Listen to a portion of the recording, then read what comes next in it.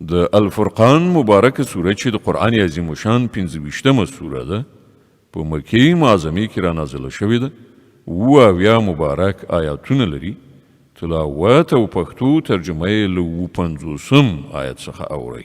اعوذ بالله من الشیطان الرجیم.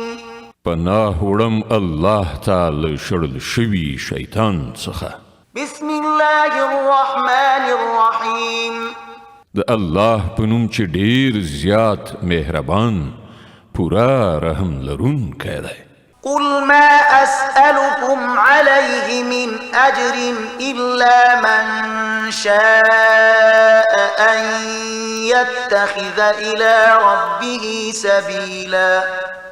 دوی ته ووایه چې زه په دې وظیفه باندې له تاسې نه څه اجرت نه غواړم. زما اجرت صرف دا دی چې د چا چې زړه وغواړي هغه دې د خپل رب لاره غوره کړي. وتوكل على الحي الذي لا يموت وسبح بحمده وكفى به بذنوب عباده خبيرا. ای محمد پر هغه خدای توکل وکړه چې ژوندی دی او هیڅ کله مړ کیدونکی نه دی. د هغه له ستاینې سره د هغه پاکي بیان کړه. د خپلو بندګانو له ګناهونو څخه یوازې د همغه باخبرتوب کافي دی. الذي خلق السماوات والأرض وما بينهما في 6 أيام ثم استوى على العرش الرحمن فاسأل به خبيرا. غزات چې په شپږو ورځو کې اسمانونه او ځمکه او ټول هغه څه پیدا کړل چې د اسمانونو او ځمکې په منځ کې دي. بیا هغه د کائناتو د سلطنت پر تخت عرش باندې ځلانده شو. رحمان خدای د هغه د شان پوښتنه له کوم پوهیدونکي څخه وکړه. د الفرقان مبارکه سوره چې د قرآن عظیم شان 25مه سوره ده په مکې معظمه کې را نازله شوې ده. اویا مبارک آیاتونه لري. تلاوت او پښتو ترجمه یې له 60 آیت څخه اورئ. د دې آیت په اورېدو سره یوه د تلاوت سجده واجبه کیږي. وَإِذَا قِيلَ لَهُمُ اسْجُدُوا لِلرَّحْمَنِ قَالُوا وَمَا الرَّحْمَنُ أَنَسْجُدُ لِمَا تَأْمُرُنَا وَزَادَهُمْ نُفُورًا. کله چې دوی ته ویل کیږي چې رحمان خدای ته سجده وکړئ نو وایي رحمان څه وي؟ ته چې څوک وایي نو موږ به همغه ته سجده کوو. دغه بلنه د هغو کرکه برعکس لا زیاتوي، کومه ګټه نه کوي. تبارك الذي جعل في السماء بروجا وجعل فيها سراجا وقمرا منيرا. ډیر مبارک دی هغه ذات چې په آسمان کې برجونه پیدا کړل او په هغه کې یو ډیوه او یو ځلانده سپوږمۍ رڼا کړه. وهو الذي جعل الليل والنهار خلفة لمن أراد أن يذكر أو أراد شكورا. هماغه ذات دی چې شپه او ورځ یوه د بلې جانشینه کړه د هر هغه چا لپاره چې غواړي درس یعنی پند واخلي یا غواړي شکر ویستونکی شي. وعباد الرحمن الذين يمشون على الأرض هونا وإذا خاطبهم الجاهلون قالوا سلاما. د رحمان خدای اصلي بندگان هغه دي چې پر ځمکه باندې په ورو او په تواضع ځي او که جاهلان مخې ته راشي نو وایي تاسې ته سلام. والذين يبيتون لربهم سجدا وقياما. هغه کسان چې د خپل پروردګار په وړاندې په سجدو او قیام شپې تیروي.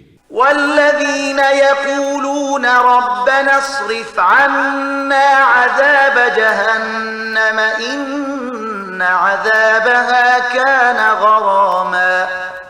هغه کسان چې دعاګانې کوي چې ای زموږ پروردګاره موږ د دوزخ له عذاب وساته. د هغه عذاب شدید او دایم پاتې کیدونکی دی. إنها ساءت مستقرا ومقاما. هغه خو ډیر ناکاره استوګنځی او ځای دی.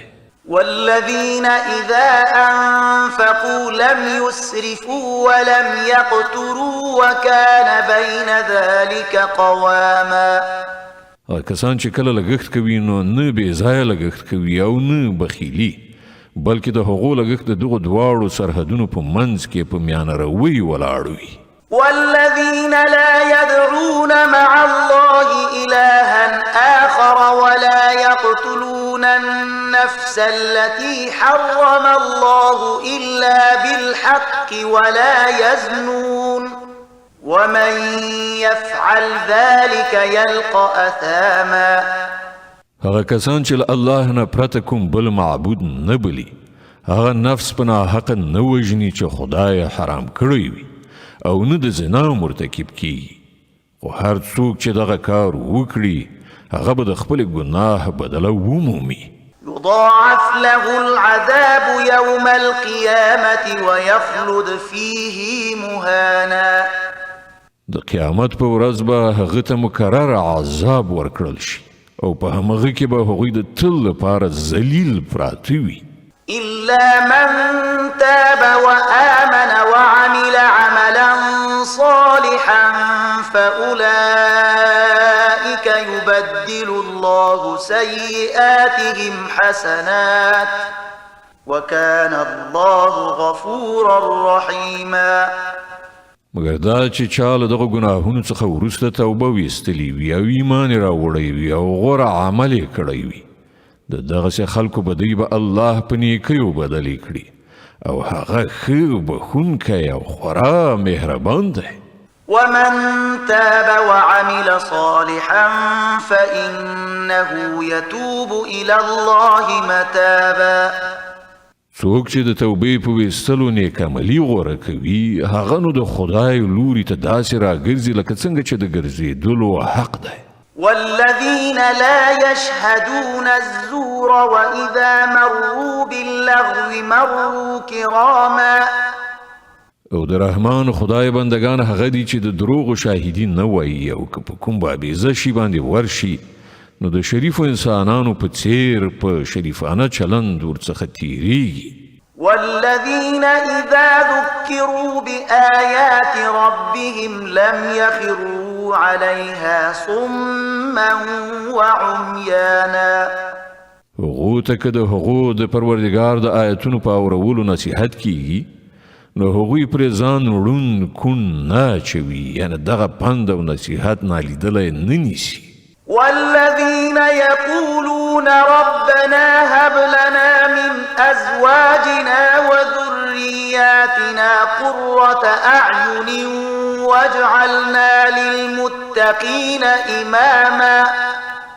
کسان چې دعاګانې کوي چې ای زموږ پروردګاره موږ ته له خپلو میرمنو او اولادونو څخه د سترګو رڼا راکړه، یعنې هغو ته د ایمان او نیک عمل توفیق ورکړه او موږ د پرهیزګارانو امامان کړه، یعنی په تقوا او طاعت کې تر ټولو مخکې کړه. أولئك يجزون الغرفة بما صبروا ويلقون فيها تحية وسلاما خالدين فيها حسنت مستقرا ومقاما. دغه دی هغه کسان چې د خپل صبر میوه به د دنګې ماڼۍ په بڼه کې ومومي، په آداب او سلامونو سره به د هغو هرکلی کیږي، هغوی به د تل لپاره هلته اوسیږي. څومره ښه دی هغه استوګنځی او هغه ځای. قل ما يعبأ بكم ربي لولا دعاؤكم فقد كذبتم فسوف يكون لزاما. ای محمد خلکو ته ووایه زما رب تاسې ته څه اړتیا لري که تاسې هغه ونه بلئ. اوس چې تاسې د دروغو نسبت کړی دی ډیر ژر به هغه سزا ومومئ چې ځان ژغورل به درته محال شي.